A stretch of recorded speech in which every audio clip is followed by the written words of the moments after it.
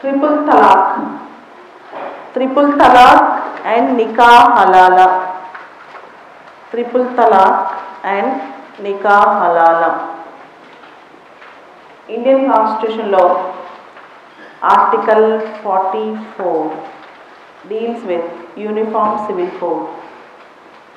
Article 44 Indian Constitution ఉమ్మడి పౌర స్మృతి uniform civil code means personal law should be common. అంటే marriage, divorce, maintenance, succession, adoption ఇవన్నీ personal laws కింద వస్తాయి. పెళ్ళి, వారసత్వం, భరణం ఇవన్నీ, విడాకులు లేకపోతే దత్తత ఇవన్నీ కూడా పర్సనల్ లా వ్యక్తిగతకు సంబంధించిన విషయాలు అన్నమాట. భారతదేశంలో అనేక మతాలు ఉండటం వల్ల ఎవరి ఇష్టం వాళ్ళది అలా ఉంది. ఈరోజు ఎవరి పర్సనల్ లాస్ వాళ్ళవి, హిందూ లా, ముస్లిం లా, క్రిస్టియన్ లా ఇలా. అయితే in Muslim law there is a concept called triple talaq. There are many types of triple talaq. Triple talaq was not completely banned.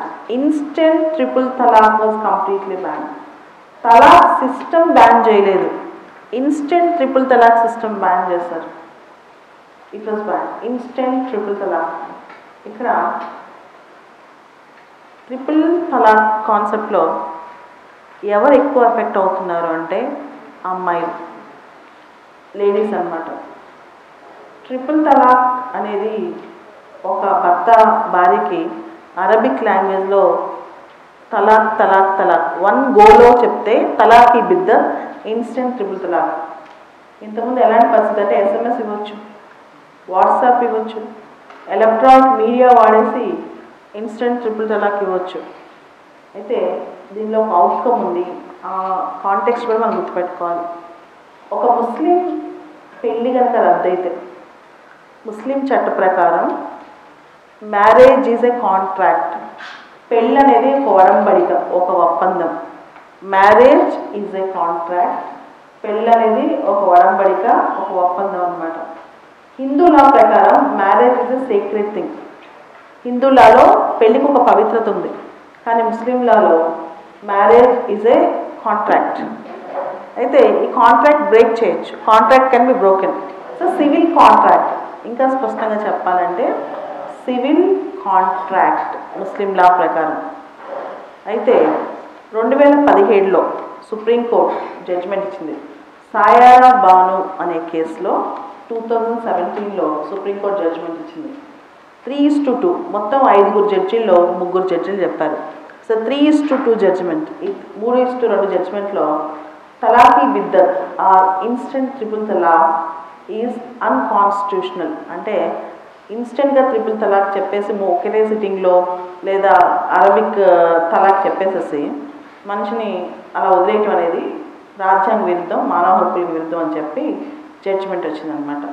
So the 2017 Supreme Court judgment declared instant triple talaq as null and void. Null and void అంటే చెల్లదు, అంటే పెళ్ళి survive అవుతుంది, పెళ్ళి survive అవుతుంది, ఆ ఇచ్చిన తలాక్ చెల్లదు. ఇది బాగా గుర్తుపెట్టుకోండి లింక్. ముస్లిం పెళ్ళి చలామణి అవుతుంది, తలాక్ చెల్లదు. అయితే ముస్లిం అమ్మాయికి ఒక రూల్ ఉందన్నమాట. If A Muslim women divorces her husband or husband divorce the wife, if the wife again wanted to marry the husband, she has to go for other marriage. The marriage should be consummated and again she has to come back to the first husband. ఈ కాన్సెప్ట్నే నికా హలాలా అంటారు. So పెళ్ళి రద్దయిపోతే triple తలాక్తో అమ్మాయి పునర్వివాహం చేసుకుని ఇంకో భర్తతో కాపురం చేసి మళ్ళా మొదటి భర్త దగ్గరికి రావాల్సిన అవసరం ఉంటుంది. అదే పెళ్ళి రద్దు కాకపోతే ఏమి ఉండదు. సో పెళ్ళి రద్దు అవ్వదు, triple talaq null and void అవుతుంట. ఆ ఇన్స్టెంట్ ట్రిపుల్ తలాక్ చెల్లదు, పెళ్ళి ఉంటుంది. Marriage system and that marriage between ఆ పెళ్ళి బంధం అనే భార్య భర్త మధ్య ఉన్న బంధం సర్వైవ్ అవుతుంది అండ్ తలాక్ ఆగిపోద్ది అనమాట. సో ఇన్స్టెంట్ ట్రిపుల్ తలాక్ బ్యాన్ అయింది. దీనివల్ల మగవాళ్ళు, ముస్లింలో ఉన్న పురుషులు భయపడతారు తలాక్ ఇవ్వాలంటే. ఒకటి, చట్టం తీసుకొస్తాయి. 2, జెండర్ జస్టిస్ అంటే వీఆర్ సపోర్టింగ్ ఫీమేల్స్. ఇక్కడ ఫీమేల్స్ హ్యూమన్ రైట్ వాల్యుయేషన్ అవుతుంది కదా, we are supporting females. Third, we are protecting dignity of women. ఈ తలాక్ చట్టం తేవడం వల్ల, Muslim women rights on marriage act తేవడం వల్ల మనకి 3 రావాలి. ఒకటి, it will act like deterrence అంటే భయపెడితే ఖచ్చితంగా వింటారు, అలా ఇన్స్టెంట్ ట్రిపుల్ తలాక్ ఇవ్వకుండా ఉంటారు అని ఒకటి. 2, జెండర్ జస్టిస్ అంటే లింగ వివక్ష లేకుండా అందరికీ సమానమైన న్యాయం, ఇద్దరు జెండర్స్కి సమానమైన న్యాయం. 3వది అంతకంటే ముఖ్యమైనది, it is something like dignity of women. అమ్మాయిల డిగ్నిటీ, ముఖ్యంగా ముస్లిం అమ్మాయిలు పాత రోజులు అయితే సరిగ్గా ఎక్కువ పైకి చదువుకునేవాళ్ళు కాదు, వాళ్ళని పంపించేవాళ్ళు కాదు. ఆ టైంలో instant triple talaq it is something like inhuman. Dignity of ఉమెన్ని ప్రొటెక్ట్ చేయడం కోసం. అయితే ఇది ప్రస్తుతం instant triple talaq bill last time ప్రవేశపెట్టినప్పుడు, మొన్న ఇంతకుముందు ప్రీవియస్ గవర్నమెంట్లో రాజ్యసభలో పాస్ అవ్వలేదు. సో బిల్ ల్యాప్స్ అయిపోయింది. కానీ ఎన్డీఏకి ఒక ఫ్రూట్ ఏంటంటే, ఈ సంవత్సరం ఒక గుడ్ న్యూస్ ఏంటంటే, రాజ్యసభలో పాస్ అయింది triple talaq bill, Muslim women marriage rights bill రాజ్యసభలో పాస్ అయింది. అది చాలా important thing to remember. And draft బిల్కి ప్రవేశపెట్టిన బిల్కి కూడా తేడా ఉందన్నమాట. ఇప్పుడు it's a cognisable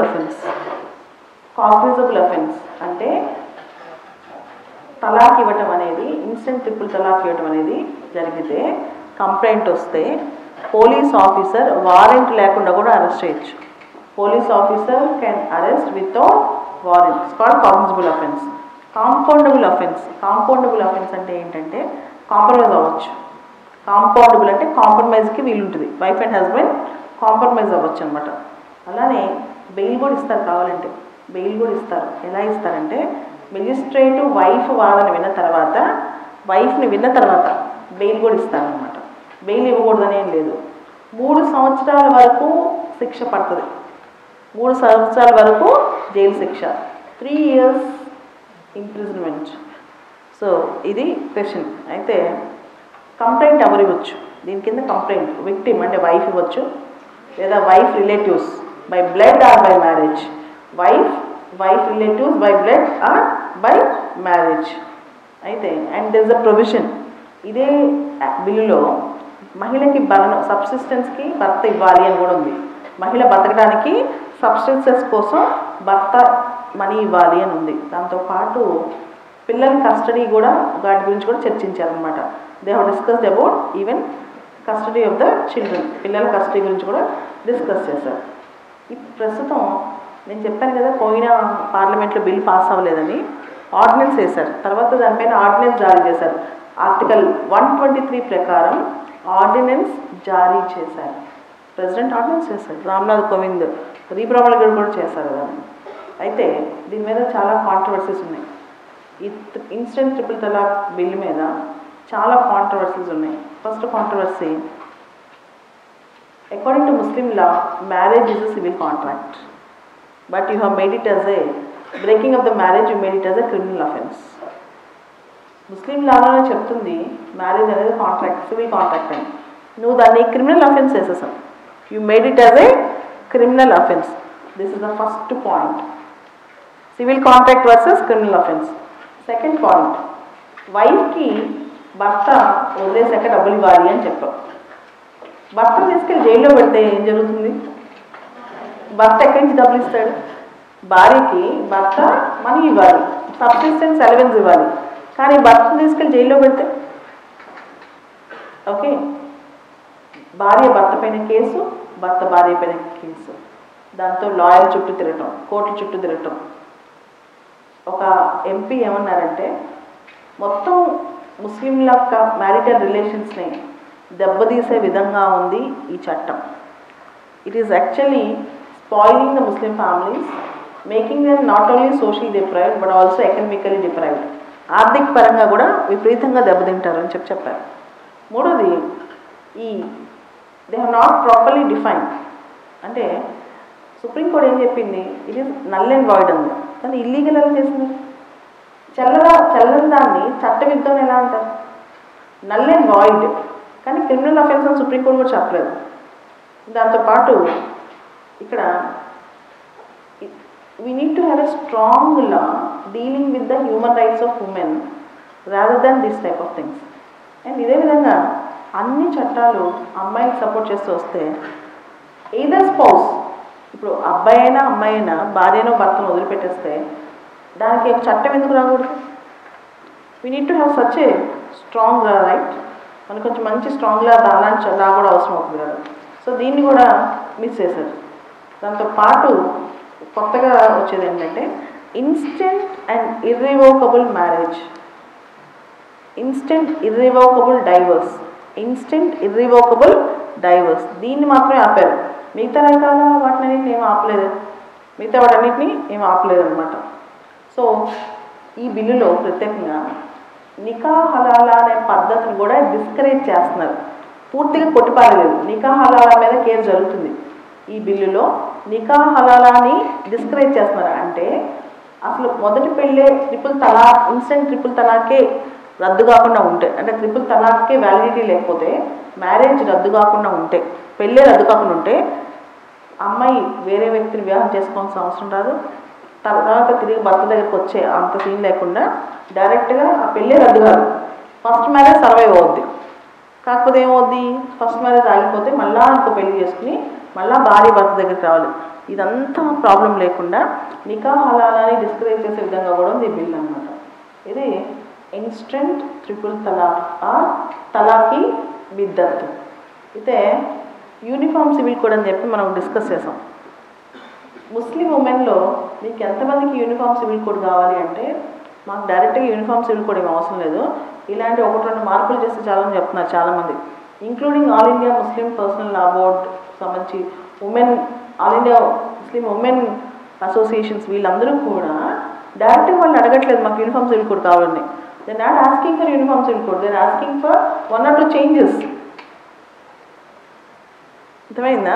first Muslim ఉమెన్లో మార్పు రావాలి, ముస్లిం ఉమెన్లో మార్పు రావాలి. అంతేగాని డైరెక్ట్గా మాకు చిన్న విషయం ఇది కరెక్ట్ చేస్తే చాలు, మాకు యూనిఫామ్ సివిల్ కోడ్ అవసరం లేదంటే రేపు ఇంకో సమస్య వస్తుంది. అంటే వాళ్ళ మతం ప్రిజర్వ్ అవ్వాలి, మతాచారాలు ప్రిజర్వ్ అవ్వాలి, ఏదో 1-2 టెంపరీ విషయాల్లో బ్యాన్ అవ్వాలి అంటే ఎలా కుదురుతుంది? అలా కుదరదు కదా. So this is the issue. Nikah halala triple talaq, అన్ని రకాల తలాకులు బ్యాన్ అవ్వలేదు, అన్ని రకాల తలాకులు బ్యాన్ అవ్వాలి. Only instant and irrevocable triple talaq మాత్రమే అన్కాన్స్టిట్యూషనల్ చేశారు. Instant and irrevocable triple talaq. దీని మీద ఒకసారి ఆయన